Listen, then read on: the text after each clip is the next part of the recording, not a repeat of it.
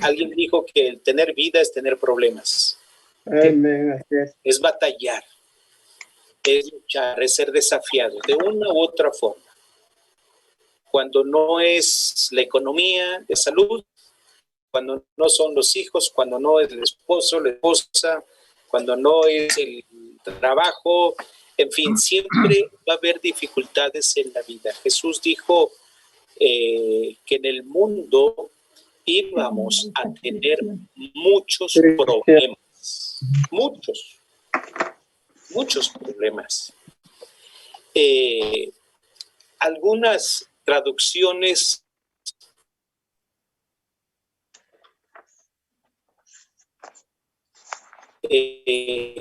ponen ahí esta frase, sí, lo cambian un poco. Tendréis tribulación en el mundo. Y hay tres aspectos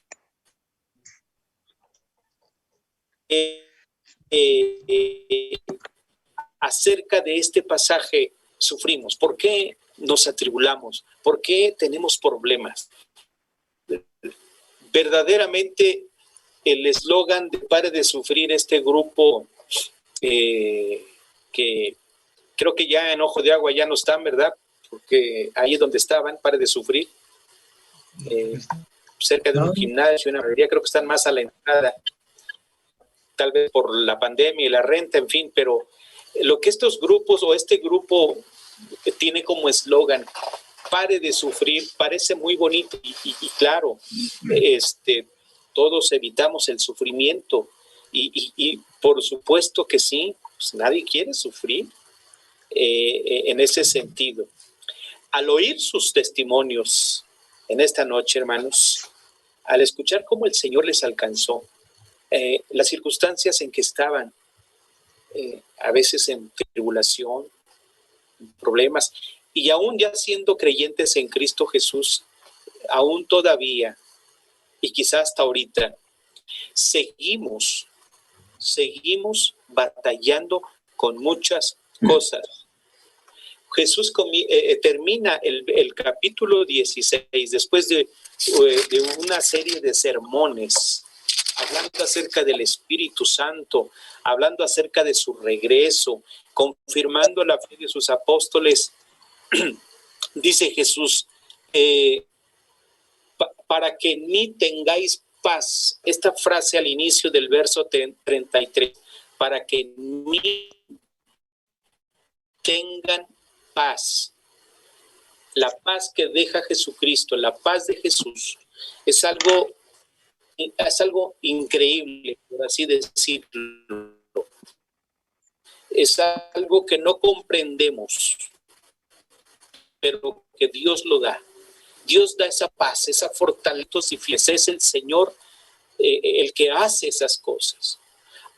Animamos siempre a la iglesia, animamos siempre a los oidores de la palabra, nos animamos unos a otros a confiar en la paz de Jesucristo, porque van a venir pruebas, conflictos y las aflicciones a las cuales Jesús se refiere es del siguiente tenor. En primer lugar, son aquellas aflicciones generales que vienen por el hecho sencillamente porque estamos vivos.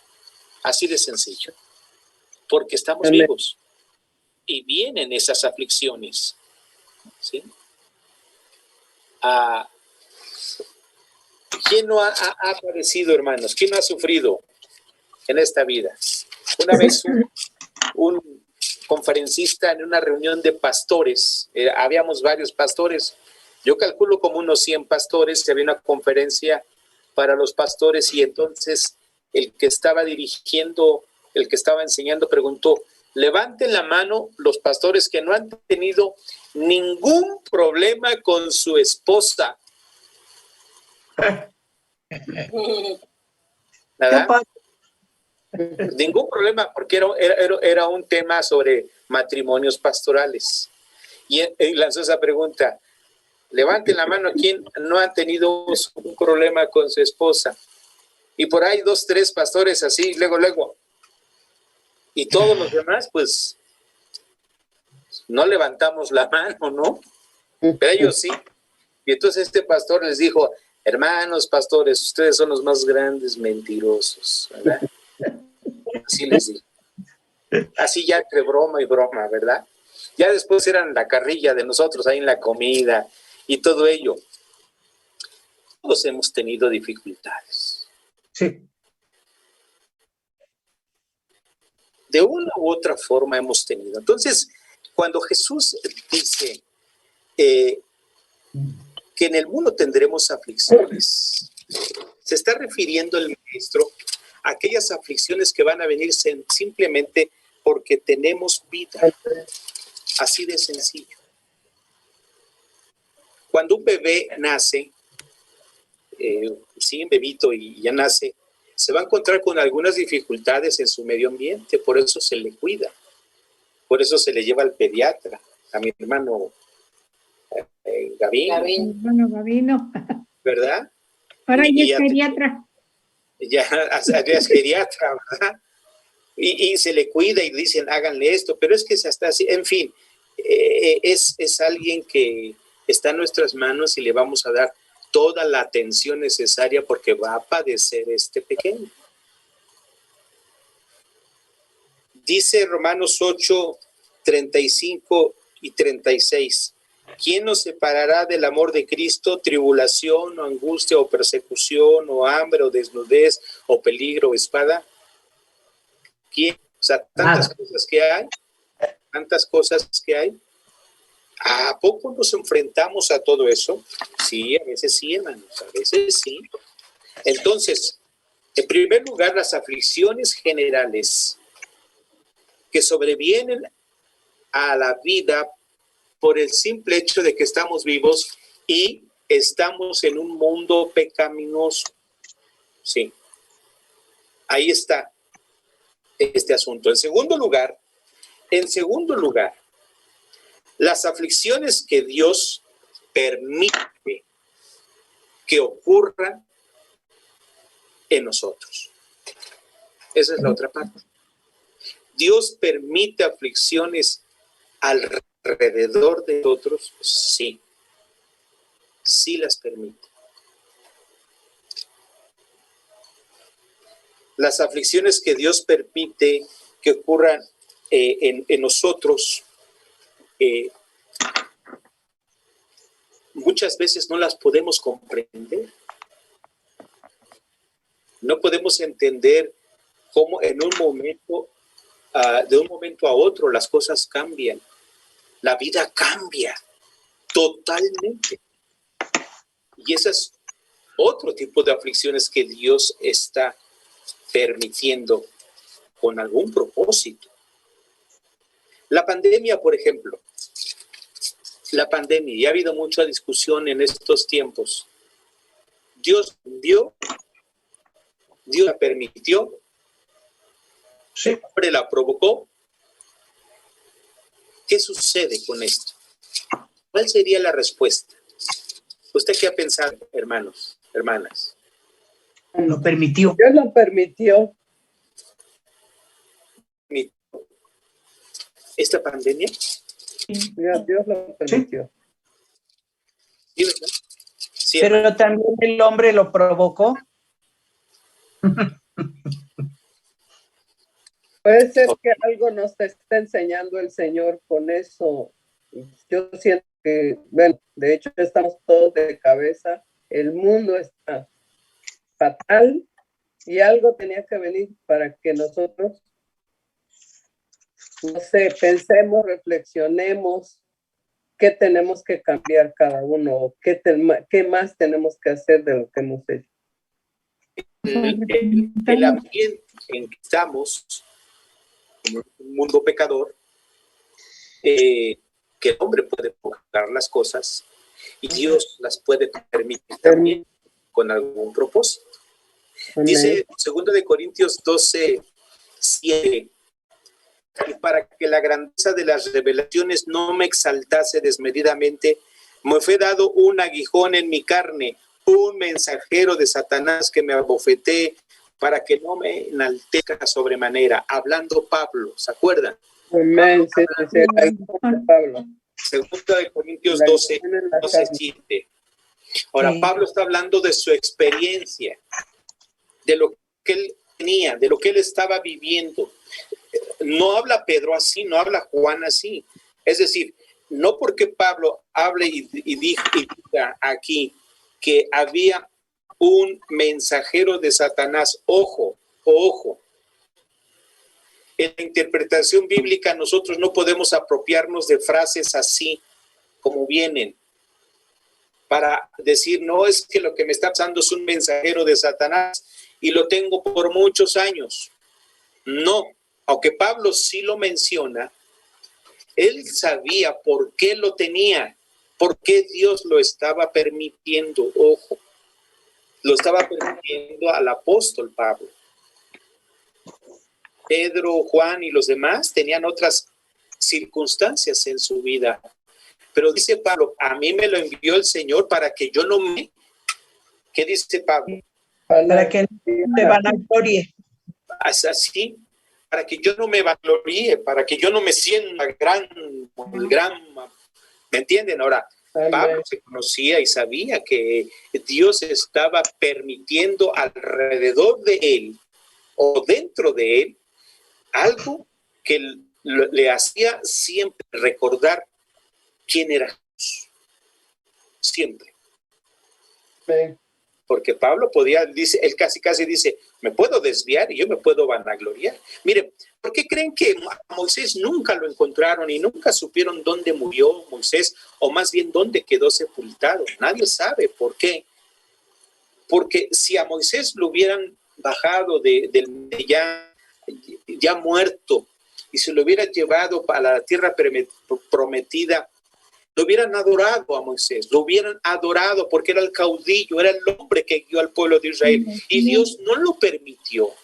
Claro. No lo permitió. Porque luego somos presumidos y ahí es donde el Señor nos llama la atención. Sí, esto era en el caso de Pablo y en el caso de Moisés era ese aspecto distinto. Las reliquias, los huesos, lo que los padres apostólicos, después de Juan el apóstol, después del año 90, en el año 100, en adelante, todos los padres apostólicos que fueron algunos discípulos de Juan y luego Ireneo, Hipólito, los demás que venían y habían conocido la palabra y eran hombres de Dios también. Muchos de ellos que murieron en el circo romano los empezaron a adorar, se llevaban los huesos, las reliquias, porque eran devorados por los animales, por su fe. Algunos eran lastimados, entonces se los llevaban. Y las comunidades de fe en Asia o en el Imperio Romano los empezaban a adorar.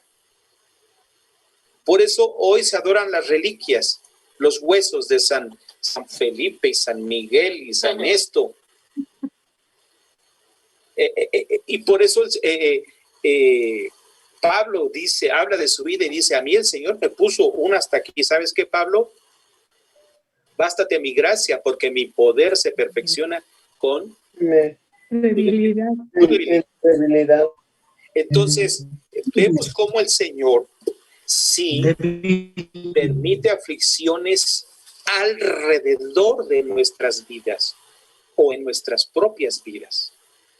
Y en tercer lugar, hermanos, y terminamos con esto. Esto es duro y a veces como que no se puede entender, pero en ocasiones el castigo proviene de Dios. En ocasiones la disciplina proviene de Dios directamente. Así es. Y la prueba también puede ser para probar nuestra fe. La prueba que pasamos, lo que nos pone el Señor, lo que permite el Señor, es para también medir nuestra fe, hasta dónde llega nuestra fe, nuestra esperanza, todo lo que sabemos que tenemos. Para eso también sirve, para probarnos, a ver cómo estamos realmente de lo que decimos, ¿no?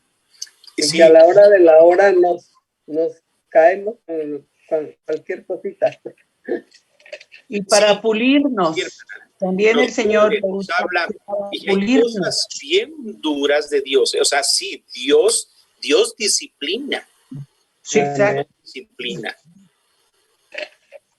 A veces es la pregunta de discusión, ¿Dios castiga o disciplina?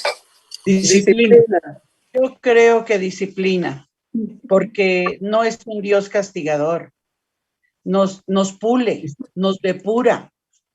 Y a veces es necesario esa disciplina, porque pues no entendemos.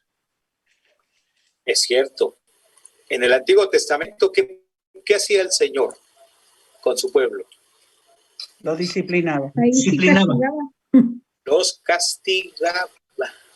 Bueno, el Antiguo Testamento sí es verdad. Ahí la traducción dice, él los castigaba el Señor, y luego el Señor estaba, vamos a decirlo así, ¿verdad? Enojadísimo, como cuando usted se enoja y se pone colorada o colorado, ¿no? ¿Sí? No, ¿verdad? Ya no, porque antes sí. Hoy ya el Señor ya nos había controla. Un dicho en la antigüedad, en la época de mi mamá, había un dicho que decía la gente, mi mamá lo decía también, Dios castiga sin palo y sin cuarta, decía.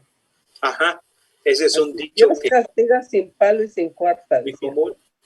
Ahora, hermanas, hermanos, Dios envía disciplina.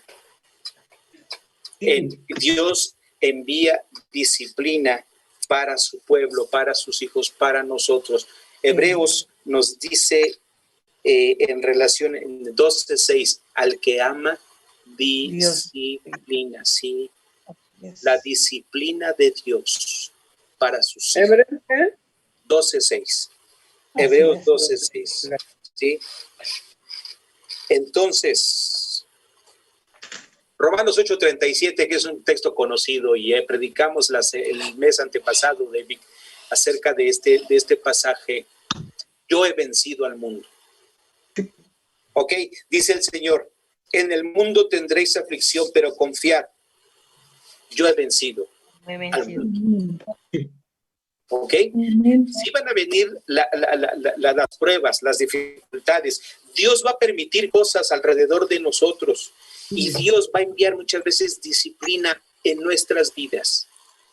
Pero Dios va a estar presente. Él ya venció al mundo. Es decir, el mundo ya no va a ser capaz de agarrarnos y zarandearnos como antes. Ya no. Ya no. Antes el mundo nos hacía como quería. Hoy ya no. Cuando Dios permite algún asunto alrededor de nosotros, y a veces son fuertes estas circunstancias, el Señor no nos dará más de lo que podamos soportar. Que no podamos soportar. Esto es una realidad. Sí, pues, esto es sí, a los que temen a Jehová.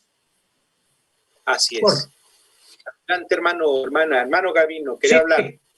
Pastor, dice Deuteronomio capítulo 8, versículo 2, dice el Señor, yo los afligí y los probé en tierra. ¿Sí? Para probarlos, los probé y los afligí, para ver qué pensaban en su corazón. Esa es una. La otra, dice el Señor en Lucas 22, 31 y 32. Le decía a Simón, porque el Señor sabía que lo iba a negar. Le dice a Simón, Simón, Simón, he aquí Satanás os ha pedido para zarandearos como el trigo. Pero yo he rogado por ti, que tu fe no falte. Como el trigo. Ok. Sí, como el trigo, sí. Para zarandear, ¿sí? Satanás. Pero dice, yo he rogado por ti. Exactamente, ¿sí? Y una vez vuelto, confirma a tus hermanos. Así es. Iba a ser zarandeado Pedro. Entonces, sí, como el trigo. Por Satanás. ¿Por qué? Porque Simón Pedro iba a negar a Jesús, a pesar de que él había afirmado que no lo negaría y que entregaría la vida por Jesús. Pero mire cómo se le metió Satanás aquí a Simón. ¿Ah? Negó, Bueno, lo negó 3 veces antes de que cantara el gallo 2 veces. Le decía Jesús, tú ya me negaste 3 veces. Hasta ahí, pastor. Gracias, hermano. Ok, terminamos entonces con lo siguiente. Primera de Juan 5:4 dice, porque todo lo que es nacido de Dios vence al mundo, y esta es la victoria que ha vencido al mundo, nuestra fe. Sí. Nuestra fe. Amén. Esta es la victoria. Hermanos, hermanas, su testimonio, el testimonio de ustedes que acaban de comentar, es tan interesante y tan importante que cuando recuerdan su vida, cómo el Señor les alcanzó, cómo era la vida anterior, cómo nos alcanzó, en qué condiciones y ahora cómo somos, es motivo de gratitud, pero también de saber que en medio de las tribulaciones, de las pruebas, de la disciplina de Dios, quizá para nuestra propia vida, el Señor no nos ha dejado, ha sido nuestro ángel, el Señor, y ha acampado alrededor de nosotros, ha defendido todo el tiempo. Amén. A través de las zarandeadas. Así es. A veces así, como dice, a veces el Señor permite que seamos zarandeados, hermanos. Sí. ¿Por qué? Porque por las circunstancias, porque quizá no hemos entendido lo que significa misericordia quiero y no sacrificio, decía el Señor. Una vida consagrada, una vida que esté delante del Señor. Así es de que, hermanos, amados, Jesús dijo, en el mundo tendréis aflicción, pero confiad, yo he vencido al mundo. Esa confianza, esa fe, como la que dice Juan, esta es la victoria que ha vencido al mundo, nuestra fe, nos confirma delante del Señor hasta el día de hoy. Amén. Ánimo, hermanos, hermanas. Gracias a Dios por sus vidas, gracias a Dios por su testimonio. Si se dan cuenta, algunos tienen 15, 20 años, otros 30, otros 40, ya desde que el Señor... Recordemos, amados hermanos, a nosotros como pueblo de Dios, como iglesia de Cristo, como hijos del Señor, al que se le da más, se le demanda más. Amén. A nosotros se nos demanda más. Sí, porque el Señor nos ama y nos da y quiere que nosotros también seamos fructíferos en la obra del Señor. Gracias, hermanos. Vamos a orar en esta noche. El Señor esté con ustedes. Vamos a dar gracias.